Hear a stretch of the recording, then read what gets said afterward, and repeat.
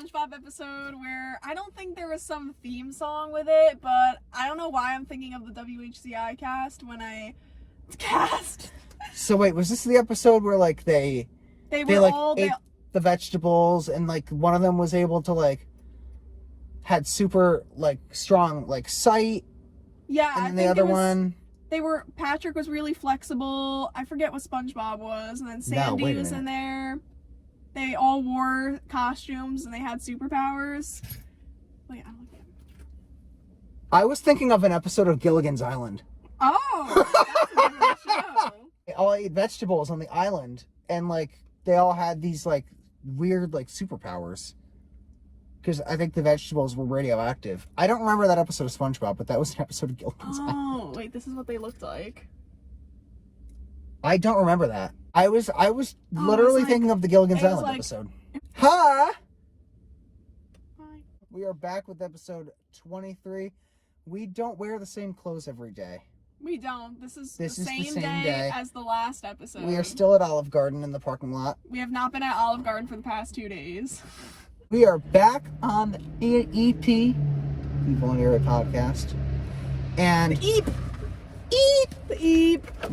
the book is, so it's Connecticut Ghost Stories and Legends. We have another book. What a Connecticut theme. It's almost like we're in Connecticut. Right. Whoa. Magical. And so we are going to be pulling another story from this. As you might recall, on one of our last episodes, Megan and I went on Zoom and we talked about the Seventh-day Baptist Cemetery and the Green Lady.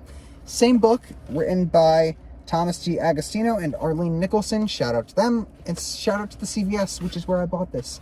They've got great stories of the scariest places in Connecticut. So if you're a Connecticut person, I know. It was on display during Halloween season. Oh, okay. And I was like, I saw it. I said, I'm getting this. Not today, because I had too much shit in my hands. I had Oreos and milk. The necessities. Yeah. And so I was like, I can't carry this right now. This book is probably $15. I'll get it tomorrow. I came back the next day, bought the book, and I've only read one story in it, and I bought it last September. But it's a good read. I just procrastinate. But now we're going to read it. We got a reason to read it. Mm-hmm. So hopefully they have one for every state. If not, get Connecticut's. Live vicariously through us. Connecticut's the best state. For a spook. Yes, not for taxes, but we are going to do a story about Nathan Hale today, the Hale Homestead. Who wrote this book? This one? Yes. Thomas D. Agostino and Arlene Nicholson. Shout out to Thomas and Arlene. I already gave them a shout out. Oh. They only get one. They only get one. Let's not give them too much credit. Oh, now it's getting concerning because they're pulling up, but they're not going to be able to park next to us, and that's all there is to it. Yeah. So we're doing the Hale Homestead. What the hell? Which is in, what the hell? It's in Coventry? All right, I was way off. Oh, wait, it's a museum? It's a museum? Oh. We're learning something new. It looks like it's in a shed. Nathan Hale was a patriot. He was a Connecticut hero, and he died for our safety. He was a spy. God? Was he Jesus? He might have been Jesus Hale.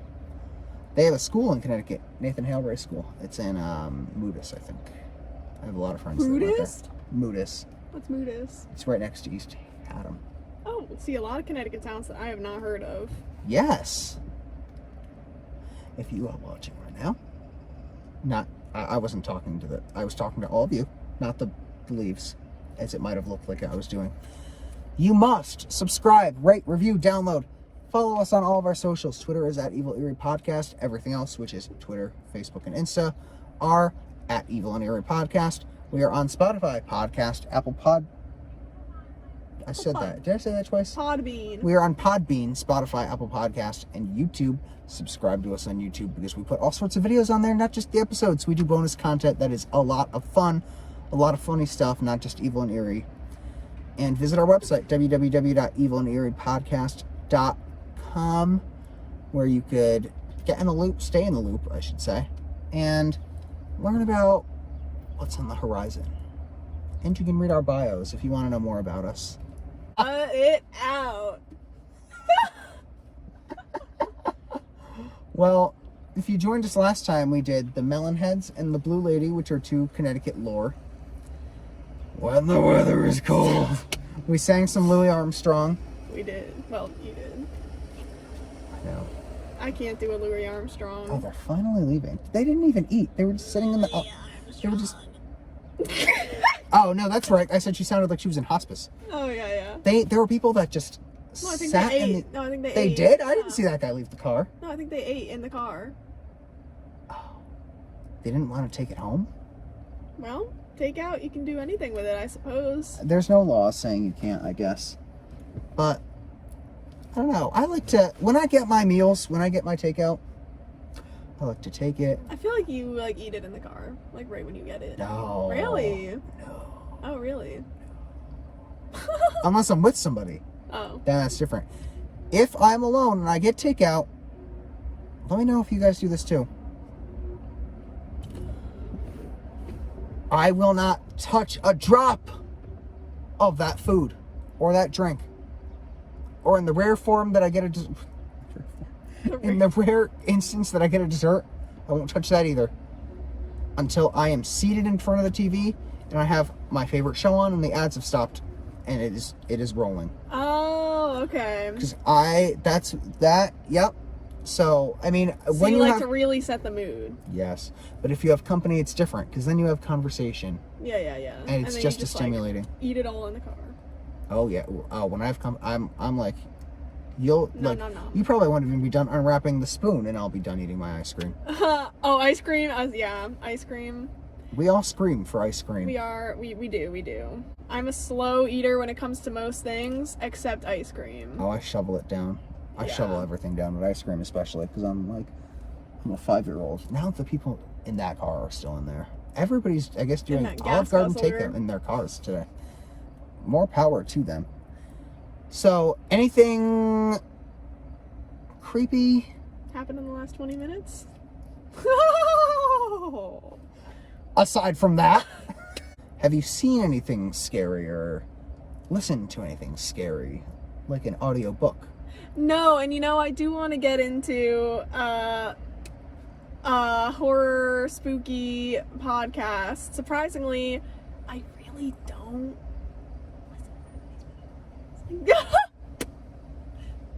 We just had a bombshell. Have you seen that new TikTok thing where it's like you reveal a secret, but there's music playing over it, and then all you see is the person's reaction? What? Yeah, it's like, so there's this TikTok. I'm gonna save it for when there's like really big news for either you or Luca. And it's like it's a video on the TikTok of somebody telling their friend like a really juicy gossip, and you like see their reaction, but you don't know what they're saying because there's just music playing over it. It's the newest thing. Oh, okay. It's funny. It's funny. Some people, the daring ones, will make another video after that revealing what the big news was. Fall really is like in the early, like September, October. Fall is the best aesthetic, I feel. Yeah, honestly. September and October are honestly. Although spring is really months. pretty too. Yeah, that's true. Little cherry fall. blossoms, but cherry blossom trees. Before the leaves start falling is my favorite time to see the trees. Yeah, like September. It's either you like September, October, or like April, May. Yeah. That's. Like, I like both. I like both. Yeah, I like both too. It's like every other month. Like you just don't want to be. It's either going to be too cold or too hot. Yeah. April, May, September, October, perfect months. Oh yeah, perfect months. For sure. It's sometimes great in New England. I will say that. Sometimes not that we live in New England. We aren't in America. We aren't in the Milky Way, actually. Yeah. We went up with Jeff Bezos, actually. We're in outer space. We are. We brought our car, too, my car. Yeah, Mars looks a lot like Earth, I'll be honest. And they have an Olive Garden. On Mars. It's the only franchise that carried over. That's the only, that I would put $1 billion towards that. I would, too. Get an Olive Garden on Mars. The aliens deserve it. Yeah, they do. They deserve to dine in and have Italian cuisine. Pasta. Once in a blue moon, once in a blue moon, there will be a nice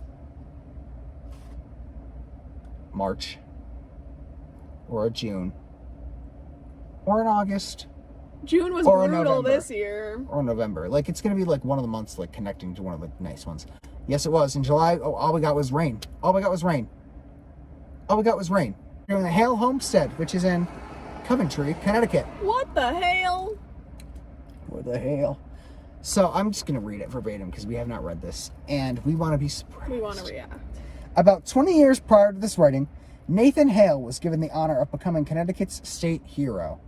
Everybody knows the story of how Hale became a spy for the American cause. He disguised himself as a Dutch schoolmaster, crossed enemy lines, and obtained information vital to the progress of the Patriot forces. Unfortunately, he was captured on September 21st, 1776, while attempting to escape across the enemy's stronghold. William Howe, a British commander, tried him as a spy and sentenced him to hang on the following day. At the gallows, he faced his fate proudly by saying something to the effect of, "I only regret that I have but one life to lose for my country." What a patriot. I know. I would never say that. I'd be like, please don't hang me. Those would be my last words. Of course, that was a paraphrase taken from one of the greatest plays of all time, Cato by Joseph Addison. Undoubtedly, the words of Scene 4, Act 4. What pity is it that we can die but once to serve our country? I was trying to imitate Pat. Were fresh on his mind when he went to the gallows. Being a Yale graduate and schoolteacher, Hale would have been very familiar with the work. Hale, Patrick Henry, and even George Washington orated many quotes from the play. In some cases, Washington would enact scenes from the work for his troops. They had some entertainment as they were crossing the Delaware. From Washington himself. from our great-grandpa. Grandpa Washington. 5 years after Hale was executed, the Independent Chronicle and the Universal Advertiser from Boston ran a story about the event, stating that Hale actually said, "I am so unsatisfied with the cause in which I have engaged, that my only regret is that I have not more lives than one to offer in its service." In Haunted Heritage by Michael Norman and Beth Scott, they speak of a diary entry written by a British captain named Frederick Mackenzie, in which he wrote that Hale said, while at the gallows, he thought it the duty of every good officer to obey any orders given him by his commander-in-chief, the President. Other newspapers offer a variety of quotes from that famous moment. There are a lot of quotes. Okay, so this is a picture of the Hale Homestead, which is in Coventry. It's and red. it is home to famous family spirits. What do you say? It's red. Am I colorblind? Or... No, I was just looking at pictures. Oh. It's black and white. I was like, how are you seeing color on that? Is it my sunglasses or am I colorblind? Then I forgot you looked at pictures. Wow, that concerned me for a hot second. Oh. I was like, she was like, it's red. I was like, oh, yeah. Pretending that it's not black and white from my point of view. At this point, it does not matter exactly what he said or where Hale got his inspiration. His immortality rests in the undying love and devotion he had for the cause of liberty and freedom of the people. Today, he is still a symbol of liberty and bravery. He may still be lingering in an effort to observe how we have prospered from his sacrifice, as a few ghosts of the Hale family haunt the farm where he was born and raised. Perhaps others who have graced the walls of the home over the years may remain there as well. That was a very interesting transition. That really did take kind of a spooky It went from he was an inspiration to, oh, by the way, his family members and other ghosts that live in the house haunt that farm. I know, they really had to tie it all together. So they make you feel good and then they make you feel scared. Yeah, that's a different turn in my book. That's it was like, like, this is probably how do you want not us to true. feel? How do you want us to feel? The Hale Homestead is on 12 acres of a 500-acre state park. 500-acre state park. 500 acres. Dang. Evidence of the original home where Nathan was born sits just a few yards from the present home. Parts of the original structure were incorporated into the newer one. The home is open for tours and holds many special events throughout the year. Oh, all right. So that's the one we won't get kicked out of if we try to go to. Oh, yeah. Richard Hale, a deacon and justice of the peace, built the original house in 1746. Richard married a local woman, Elizabeth Strong, and together they had 12 children. 10 of them survived to adulthood. Oh, I thought it was going to say 10 of them died before adulthood. Yeah. So that sucks. 10 of them survived to adulthood, which in those days was a great number. Nathan was born in 1755, was the 6th child of 9 boys and 3 girls. Nathan was 12 years old when his mother died, giving birth to her 12th child in 1767. Wow. Rest in peace, Mama Hale. That really took a turn. I know. So this isn't even like the original house that they lived in. No. It was a few yards away. So that's the museum. Can ghosts jump from house to house? Probably. If it's on the same property, maybe? Yeah. I need to stop thinking about this in terms of like the first season of American Horror Story, like all the rules, like as if that's like that decides what ghosts can and can't do. Yeah. That's the canon for ghosthood.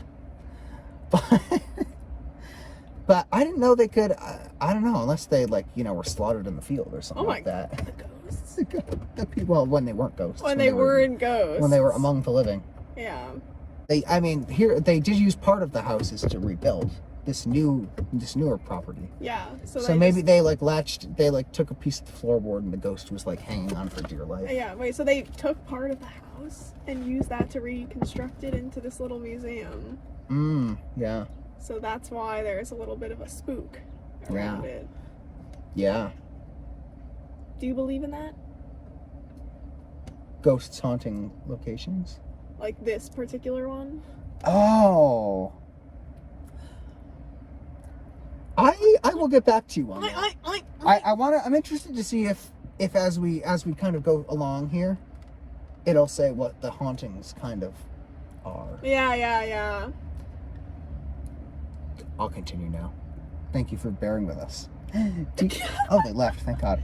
Deacon Hale then courted and married Abigail Cobb Adams, a wealthy woman from Canterbury. She had 3 teenage daughters who came to live with them. It was obvious that the original home would not accommodate such a considerable crew. So they dismantled it and built a larger one using portions of the old structure. Question answered right there. This is the sizable dwelling that visitors see to this day as they tour the grounds of the homestead. So they rebuilt the house while they were all still living there, and that's what still stands. Yeah. Okay, so that's why there are ghosties there. Toasty ghosties. Ghosties? Nathan graduated from Yale University and became a school teacher. Oh, he taught in East Haddam. Okay, so that's why there's a school in East Haddam called Nathan Hale. Okay. Right? He became a school teacher in East Haddam and New London before joining the Continental Army. By 1775, young Master Hale had become first lieutenant and showed great promise of a brilliant military career. In 1776, Nathan volunteered to sneak behind enemy lines on Long Island to obtain information crucial to the fight for freedom. Unfortunately, Nathan was captured and hanged a few days later at the age of 21. Oh my God, he was younger than us. Oh my God. I didn't know that. That's a new fun fact. I feel like back then 21 was like 40 something. It was. You were looked at as an old folk. Adult. You were on your deathbed, I'm pretty sure, at 21 in those days. In the 1800s? 1776. Yeah. Maybe a lot of people probably were on their deathbed. Yeah. But wow, I didn't know he was only 21. Yeah. Imagine that. We were 21 and in a video game class, and that guy was spying behind enemy lines. Yeah. We were literally taking a video game analysis class. This guy at the how same the age times have changed. I know. Not that I'm envying. If that were the 1700s, you could have been in the army. I know. You could have been working with George W. Bush, George Washington. I would have loved to meet George Washington. He could have taught me how to make wooden teeth. Oh, you guys think you would have been besties? Yeah. Yeah, you would have. Never had a chance to rest his bones in the newer house, having left to fight for the revolution before it was built. Okay, so he's not haunting this house, I guess. He could be, I don't know. History reports that his body was never found. Oh, his body was never found? Although there is a monument in his honor resting within the confines of the Nathan Hale Cemetery at Wagenbog Lake in Coventry. Five other brothers, I skipped a line there. 5 other brothers also served in the colonial army with Nathan. The enemy forces captured 2 other brothers. One brother, Joseph, spent time chained up in a prison ship until he was traded for a British soldier. 3 of the Hale children died from wounds received during the struggle for freedom from England. The house remained in the Hale family for several generations. As many as 20 people may have occupied the residence at one particular time. When a person died during the 18th and 19th centuries, it was common to have him or her laid out in the home. Interesting. Sorry? What does that mean? They buried them in the floor? Floorboards? Is that what that means? They laid them in the house, or did they just... Like on the prop. In the house? I think they... Inside the house? In the house, I think.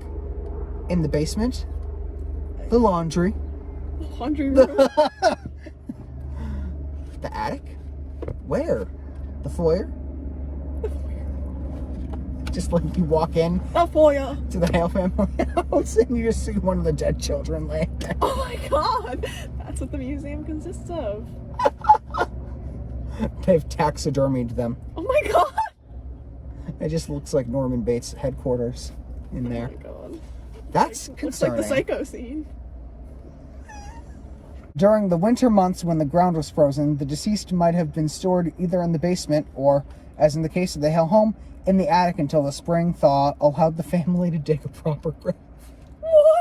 So, see, our questions keep getting answered by the next paragraph. They really we just need to keep do. reading. So they did. They literally kept them in the basement or the attic, and they froze. And then the ground unfroze, and they dug, so they just had a dead body lingering in their house for... I'm telling you, the people that lived in the olden days kind of were badasses. Yeah, Nothing really fazed them. I'm gonna be honest with you though. On a scale of 1 to 10, how much would a dead body bother me? I don't get bothered by a lot. Well, I feel like back then it probably wasn't much of a bother. Now with all these crime documentaries and conspiracy videos we see, it would definitely be a bit peculiar now. It would.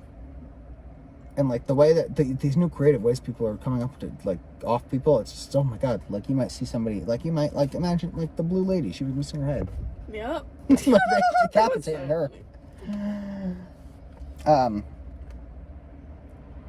Much time had gone by since Deacon Hale had built the home, and this passing of time took its toll on the old abode.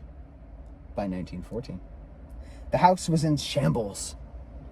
George Dudley Seymour acquired the estate and began extensive renovations of the property. Seymour was an admirer of Hale and his accomplishments. He wrote not only about the life and death of Nathan Hale and his family, but of some of the strange accounts that occurred in the home as well. Ooh. Now we're getting into the juice. The juice? Now we're getting the apple juice. Do you prefer apple or orange juice? It depends on what I'm in the mood for, but if I had to pick one that I could keep drinking for the rest of my life, I would probably say apple. Really? Mm-hmm. Yeah, I do love a good apple juice. Apple juice just tastes more refreshing to me. Oh, yeah. Like, it just, like, it's just more, like, refreshing. Oh, okay. If that makes sense. Yeah, I could get that. Yeah. I would actually pick orange juice. I think most people would pick orange. I mean, I have orange juice more often than I'd have an apple juice. I do have orange more often as well. Yeah, orange you could... Now I'm craving apple juice. You can make a mimosa. I love apple juice.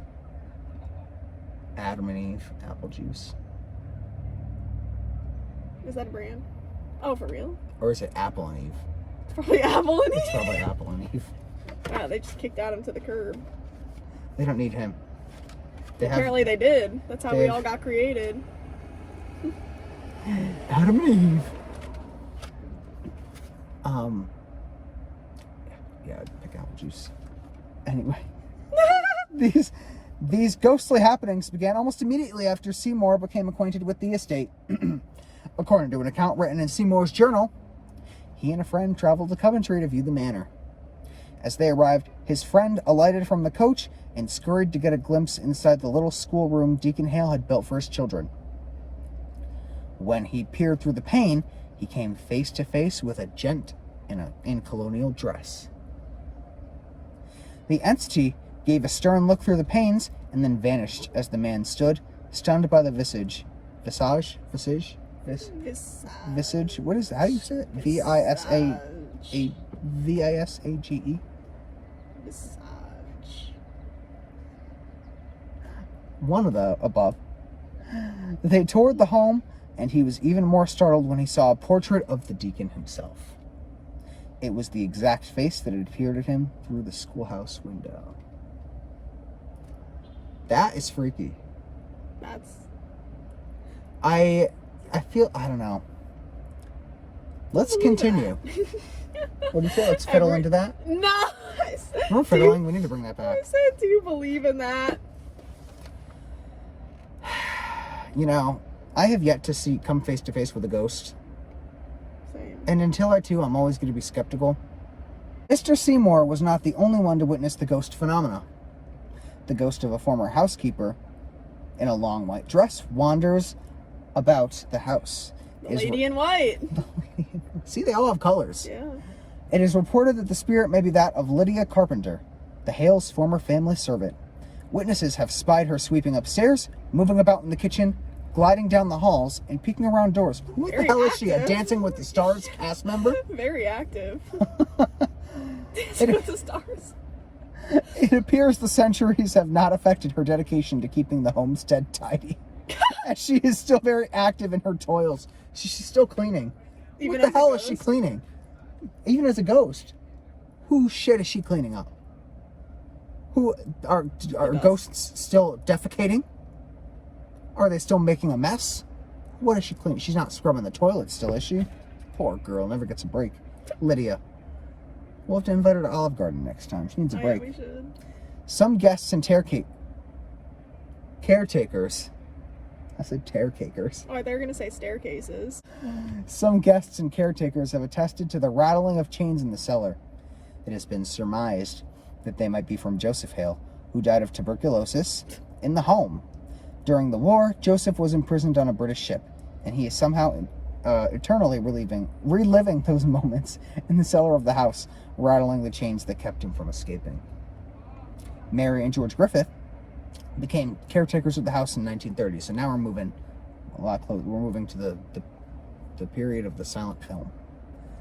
They lived there. Tell me you're a cinema major without telling me you were a cinema major. 1930s, when Wizard of Oz and Gone with the Wind came out. Oh, yes? Filmed in the same Casablanca, lot. I'm assuming came out in that period too. 1940. Wow, she's good. She's good. She's something, isn't she? I was hoping you'd recognize that line. That's that eerie line. From Pat. Yeah, I was like, I knew that She's from something, somewhere. isn't she? Even in the video, it was creepy. We don't give a shit about you. Yeah. Anyway, enough about that. Mary and George Griffith became caretakers of the house in 1930. They lived there for many years and observed countless strange incidents that could not be rationally explained. One day, Mary watched as her husband walked out to the barn to milk the cows. Moments later, she heard footsteps thumping down the back stairs. She and her husband were the only occupants of the building, and no one had entered or left other than Mr. Griffith. Andy Griffith. Andy Griffith. The Griffiths believed... Sorry. Are you having a spell? The Griffiths believed that John, Nathan's brother, Ribbit,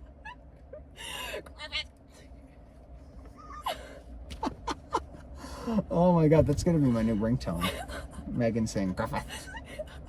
The Griffiths believed that John, Nathan's brother, and John's wife, Sarah, do you have Tourette's? No! Ah! Cutting that out. Ooh. Anyway. The Griffiths, imagine if a car went by so fast that it just knocked my phone down. Yeah. I'd lose my shit. That'd be ghostly. They claimed that this couple... Wait a minute, I skipped a line. John, Nathan's brother, and John's wife, Sarah, may have been to blame for some of the noises in the house.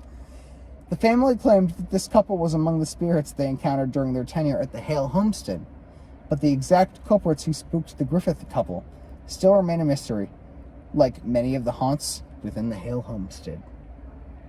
What the hell?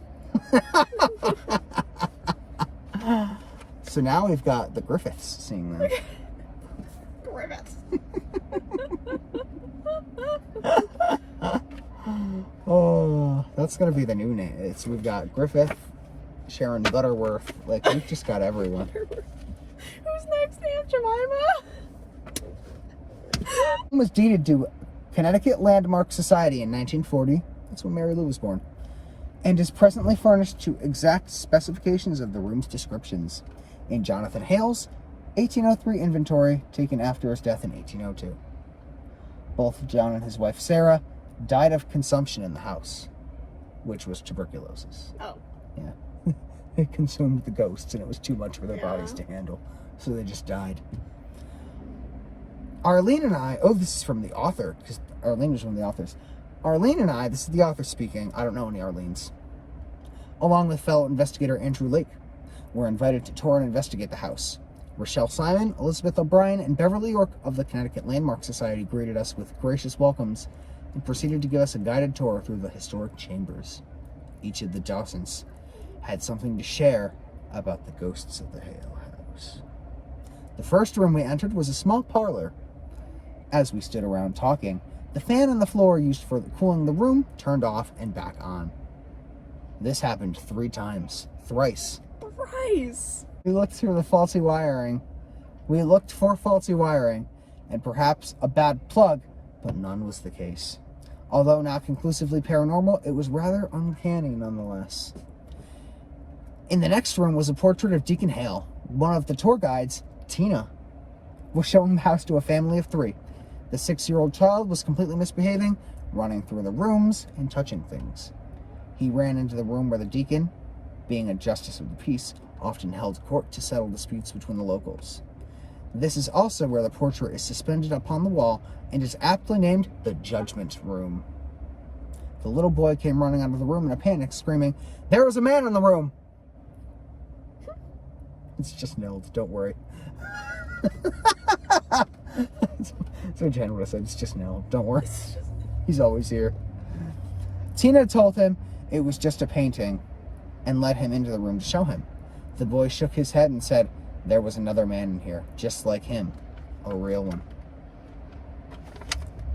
At that point, the family had to leave the house as the boy was too disturbed by the sighting. Beverly then interjected jokingly, let that be a lesson to all. Don't misbehave in the Hale Homestead. I would definitely misbehave in there. I'd probably push Luca down and try to start shit. And the ghost. I'd conjure up one of the spirits. They'd put us all in timeout. As we toured the upstairs, there was a sudden sound of the door banging and some footsteps from the first floor. Andrew inquired if there was anyone else in the house. Beverly went down to investigate, but came up perplexed. Her search of the downstairs revealed that the door had been secured and there was no one else in the house besides our small party. We took EMF, electromagnetic field, readings and recorded for EVPs. Months more. But told us a story of 2 guides who had an experience But I skipped a line again, I do that a lot. But all was silent and still in regard to any paranormal activity. Beverly then told us a story of 2 guides who had an experience in the home. One of the guides heard someone upstairs and thought it was the other giving a tour. She called out, "Are you upstairs?" And a voice answered, "We are up here." She then proceeded to the barn where she met the other guide.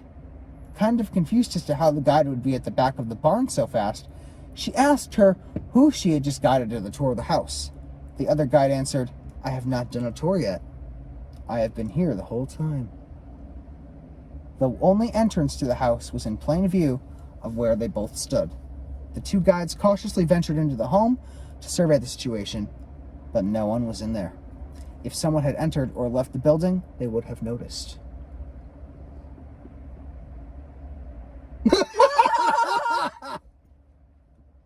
That was perfect. We decided to try a vigil in the room where Nathan's trunk and rifle are exhibited. Our meters were still not picking up any unusual activity, and the home seemed very peaceful. We then climbed the stairs to the attic, where the family held their loved ones who had passed away prior to the spring thaw for burial. I can't get over that. This is where Elizabeth had an experience that she explained as such. I was leaving the house one day. It was a very dismal Sunday afternoon, and there was no sun at all. As I looked up, I saw something glowing in the attic window. It was a tall, strange light that did not look real. I thought I might have left a light on. Later, I went to the attic and noticed that there is only one light, and it is completely blocked from the window by the massive chimney. We then ascended to the attic, where we performed some EVPs and took some pictures of the window where Elizabeth witnessed the occurrence. We all reviewed... Jesus Christ, how many cars are going to go by? We all reviewed the pictures and noticed a strange flickering light in one of them. Other than that, the Hale home was quiet.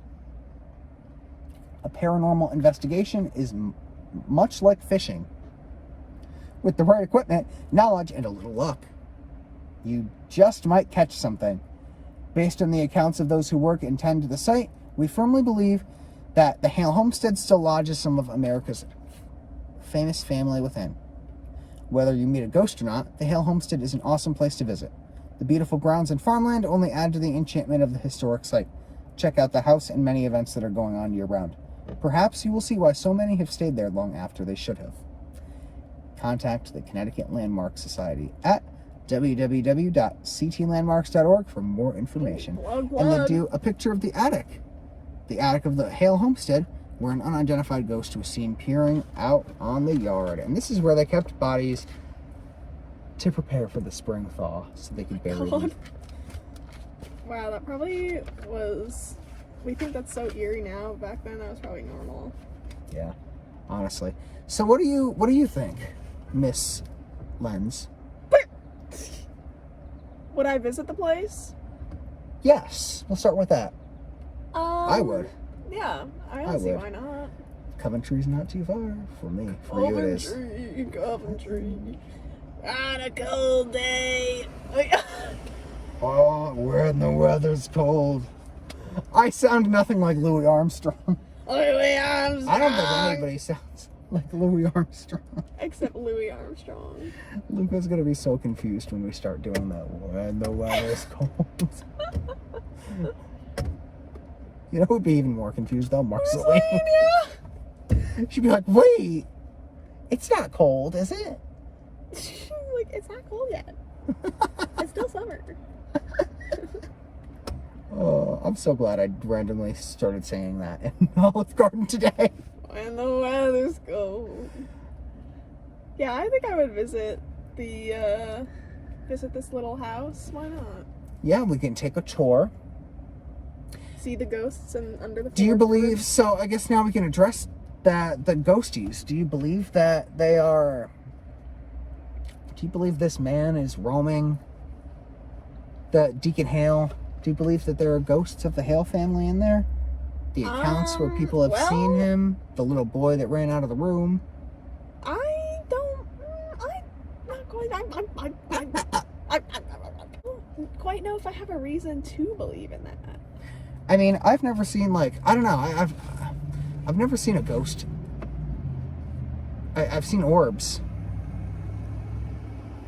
but I've never seen a ghost. Orbs? Like a person. Like orbs are like little almost like flashes of light. Oh. Yeah, but you can't make them out. But ghosts. But like a ghost in human form. Yeah. That I'm not too sure, kids. I certainly, I mean, I'd freak out if I saw some, like, the colonial ghosts are scarier than anything else, really, I think. Yeah. Because those are like, and I don't know, this story kind of reminded me of the West Winchester house. Was it Winchester or Westchester? I think it was Winchester. Like, the woman who had to, keep building her house, otherwise, she was gonna die.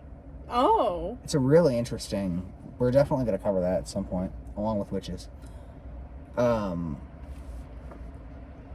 But I don't know. You see, I didn't know that ghosts really became human form. I don't know. It's just ghosts are just such a weird concept to me. Yeah. They really are. If I saw one, I do want to see one, but I'm saying that now, and then tonight I'm gonna be like, I lied. I don't want to see a ghost. Please don't visit me. I like the show Ghost Hunters. Yes, me too. That one's fun. All the little ghostly technologies. Well, when they were referencing the EVPs in this one. That's like ghost technology, yeah. EVPs. But I don't know. It's the colonial ghosts are really creepy. Like, if I saw Deacon Hale, I probably wouldn't want to go back there. Why is Deacon Hale haunting them? I don't know. But I mean, I guess when we're ghosts, we'll find out what's so alluring about haunting people. Will we be ghosts is the question. This is true. That's another good one that I've thought about. Hopefully. You want to creep back on the soil, on land? Yeah. But nobody can see you, which is the fun thing, unless you make yourself visible. Yeah. If those are what the ghost rules are. Yeah, it's kind of like when people ask what's one superpower that you'd want to have, I always say invisibility. I go with mind control. I go with mind control. Oh yeah. I would love to, like, I wouldn't make anybody think or do anything bad. I would just want to control people. Oh, you'd want to be a manipulator. Or a mind reader. Oh yeah. That's a little more tame. Mind reading. Telekinesis. Or is that telepathy? No, telekinesis. No. Telepathy is when you lift things, right? No, that's levitation. No, telekinesis is when you can... No, telepathy is when you read people's minds, and telekinesis is when you... Like move things? Control... is when you move things. What's the... I'm levitating. Then there's The Milky Way. teleportation, which is teleportation. You can teleport yourself. Yeah. But I'm levitating. Okay, here. Yes.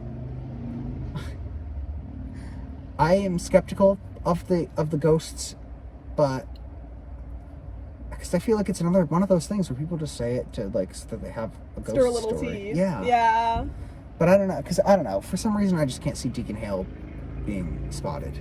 Yeah, it's kind of like conspiracies. It's like it's fun to mess around with them, but if you've been to the Hale Homestead, let us know. Or if you go, let us know if you see Deacon Hale. Deacon Hale himself. I want to bring Luca there and not tell her it's haunted. Yeah. Let's hope she doesn't listen to this part of the episode and not tell her it's haunted, and she just comes running out like the scream that she does, like ah. And like she's like, there's a man in there, and we're like, what man? It's like Deacon Hale. Knowing full well that she just saw a ghost and pretending not to care. There's a ghost named Deacon Hale. I'll be like, Luca, I have something to tell you. We're dead too. You're the only one that's alive. Oh my god. In this room. We put her in another dimension. We put her in the thong room. In the attic. Just stay here until it's springtime. Then we'll bury you. Oh, that poor girl. Why is there caution tape on that tree? Was it a crime scene? Is it about a fall? Hopefully not on my car. But anyway, that was the Hale Homestead episode. We're an hour in, so we gotta end this recording. I'm very glad my phone didn't heat up. Although you're gonna cut some of it out. Oh yeah. Oh yeah. But thank you for joining us on the Evil and Eerie Podcast. Again, check out Connecticut Ghost Stories and Legends. I one day will remember the title of this book. Check out Connecticut Lore as well. Shout out to Thomas and Arlene. Mm-hmm. Did you bring Connecticut Lore back to the car? No, I did not. Oh, well, back to your car. Oh, yes. Yeah. I was gonna say. But you could see the cover of that on Monday's episode. Thank you for joining us. Next time you are going to see me and Michelle will be back. We are recording an episode. We're either going to do Skinwalker Ranch, which is a documentary about aliens, I think. Or we are going to start our exciting new series on people that have gone missing in national state parks. Oh. And we spun the wheel with the states to determine which state we were going to cover first. We ended up on Maryland. Michelle said, what happens in Maryland? We're spinning again. And so we spun again, and we landed on Wisconsin. So Wisconsin is the first state we're going to do. Cheese. Cows. Cheese. Home of cheese and cows. Wait, have people gone missing? And the Packers. Every state? National? Yeah. Wow. So we're going to do it state by state, and we're starting with Wisconsin because Michelle was not pleased when we landed on Maryland. Sorry if you live in Maryland. We will do it eventually. But I think she just wanted to start with a bang. Yeah. Start with the home of cheese. Mm-hmm. So make sure to join us for that. And like I said, I've made a couple announcements. I am going to be starting a new show. I'm going to kind of turn Evil and Eerie into like a podcast network. And I'm going to start shit shooting, which is going to be just a random show. It's going to be like, we're just going to do funny topics, relatable topics, you know, just stuff that you really will be able to resonate with. And it's going to be funny, unfiltered, no telling where it's going to go. And I already have some guests lined up for that. And I'm probably going to force Meghan to be on it at some point too. Yes, you will. So, yes, I will. Probably in 2 weeks from now. When they come over for cornhole. Cornhole. So anyway, subscribe, rate, review, download. Thank you for listening. And join us on Friday for episode 24. Stay of the evil. Evil and Eerie Podcast. Stay evil and eerie.